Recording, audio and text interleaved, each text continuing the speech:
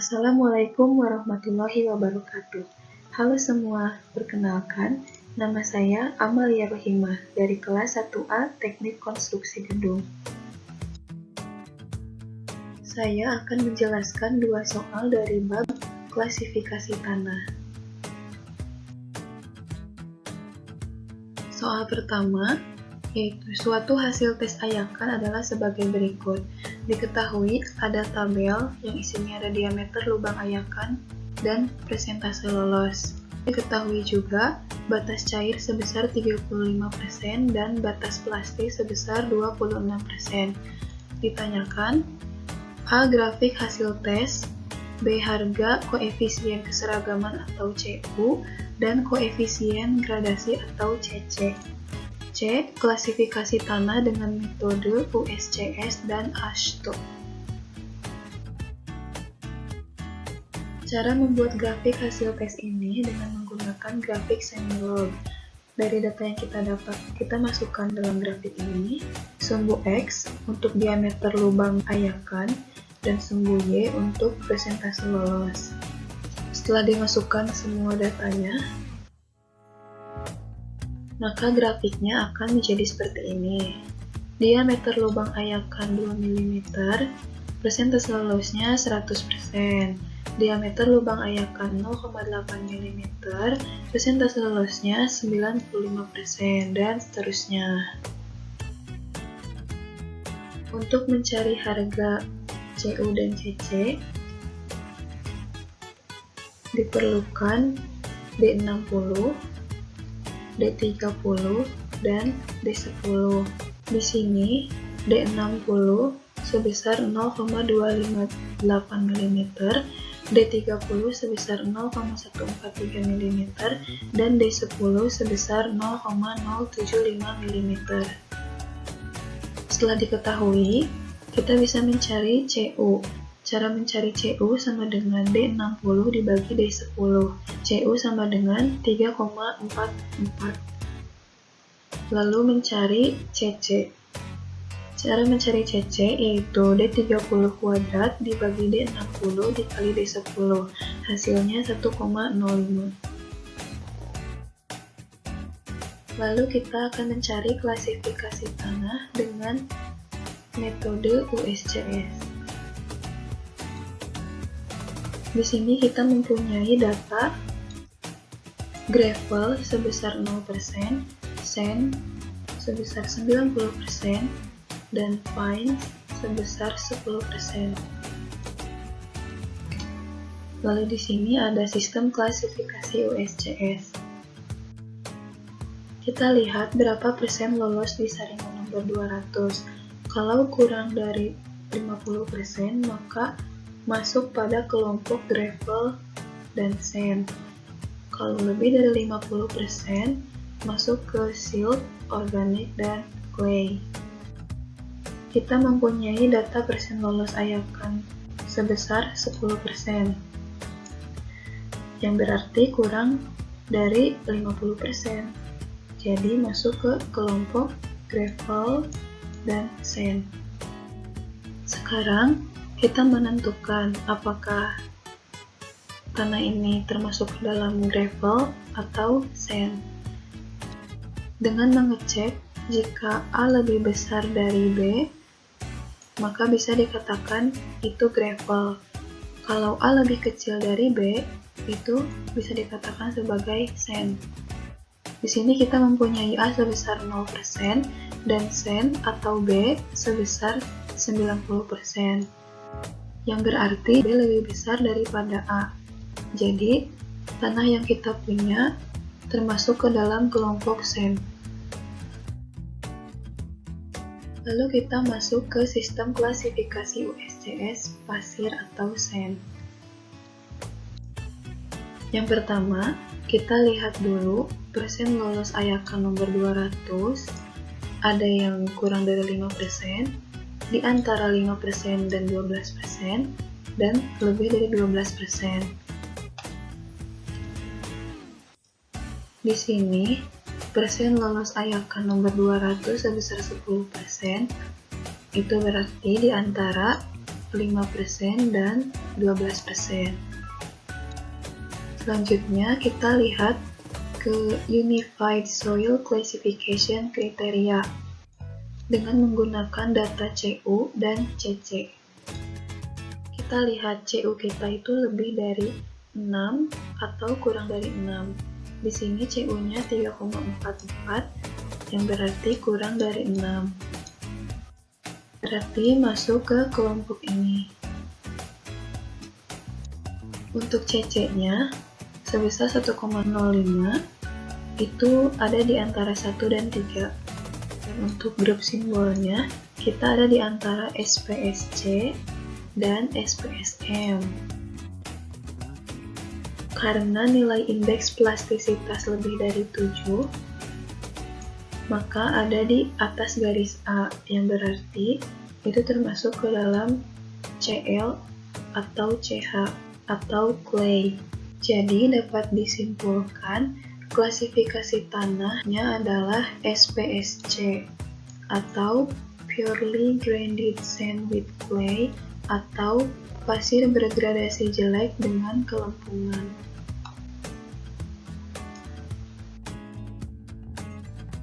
Yang kedua dengan metode ASTO.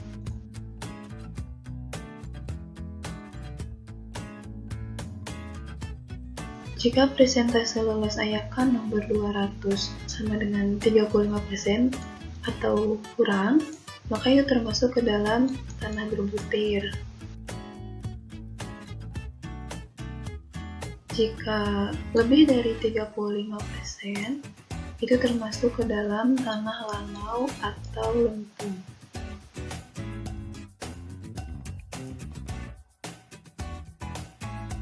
Diketahui persen lolos ayakan nomor 10 sebesar 100%, nomor 40 sebesar 89%, dan nomor 200 sebesar 10%. Karena persen lolos ayakan nomor 200 di sini 10%, yang berarti kurang dari 35%, maka termasuk ke dalam tanah berbutir. Jadi kita menggunakan tabel untuk tanah berbutir. Untuk di tanah berbutir ada kelompok A1, A2, dan A3. Dari data yang kita punya, kita cocokkan dalam tabel ini untuk mengetahui klasifikasi tanahnya. Yang pertama kita lihat nomor ayakan 10, yaitu 100%. Di A1 ini maksimalnya 50%. Jadi tidak sesuai. Lalu dilihat di A1B, ayakan nomor 40 di sini 89%, tapi di sini 50% maksimalnya. Jadi ini juga tidak masuk. Kita lihat di sini yang nomor ayakan 200 ini 10%. Di A3 ini maksimalnya 10, ini masuk. Untuk di kelompok A2 ini maksimalnya semua 35%. Jadi ini masuk semua ya. Sekarang kita tahu bahwa klasifikasi tanah kita ada di antara kelompok A2 dan kelompok A3. Langkah selanjutnya, kita cek di liquid limit atau LL dan nilai PI-nya atau plasticity index. Di sini LL-nya 35%. Kita cek ke A3. Di sini tidak ada. Dan di A24 40 maksimalnya ini masuk. Dan A26 juga masuk. Dan untuk yang A25 dan A27 itu tidak masuk karena minimalnya itu 41%. Jadi kita coret. Lanjut ke nilai PI. Di sini kita punya 9 untuk nilai PI-nya. Untuk A26, nilai PI-nya itu minimal 11%. Jadi tidak masuk. Nah, untuk A24 di sini nilai PI-nya itu maksimal 10%. Jadi masuk. Jadi tanah diklasifikasikan sebagai kelompok A 2, 4. Kita lanjut ke pertanyaan kedua. Dari percobaan analisa ayakan, diperoleh hasil-hasil sebagai berikut. Ada diameter ayakan dan berat butiran yang tertahan. Diketahui LL-nya sebesar 24% dan PL-nya sebesar 18%. Ditanyakan grafik hasil tes dan klasifikasi tanah dengan metode ASTO. Untuk pembuatan grafiknya, kita masih menggunakan grafik semilog. Dan itu dibutuhkan data diameter lubang ayakan dan persentase lolos. Karena yang tadi diketahui bukan persentase lolos, melainkan beratnya, jadi kita harus mencari dulu persentase lolosnya.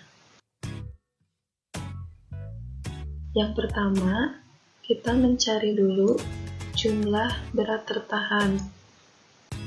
Cara mencarinya itu dengan cara menjumlahkan zigzag. Misalnya kita akan mencari jumlah berat tertahan di saringan ukuran 12,5 mm. Caranya itu, berat tertahan saringan ini ditambahkan dengan jumlah berat tertahan dari saringan ukuran 20 mm. Dan inilah hasilnya. Begitupun untuk saringan lainnya. Dan diperoleh total berat tertahan sebesar 24.200. Selanjutnya kita akan mencari jumlah persen, yaitu yang pertama untuk persen tertahan. Cara mencarinya, persen tertahan sama dengan jumlah berat tertahan dibagi total berat tertahan dikali 100%. Untuk contohnya, saya mengambil di saringan ukuran 20 mm. Persen tertahan sama dengan 1213 dibagi 24.200 dikali 100%. Hasilnya 5,01%. Dan selanjutnya kita mencari persen lolosnya. Cara mencarinya yaitu persen lolos sama dengan 100% dikurangi persen tertahan. Untuk contohnya, saya juga mengambil di saringan ukuran 20 mm. Persen lolos sama dengan 100% dikurangi 5,01%, hasilnya 94,99%. Setelah kita mengetahui persentase lolosnya, kita masukkan ke dalam grafik dan akan menjadi seperti ini.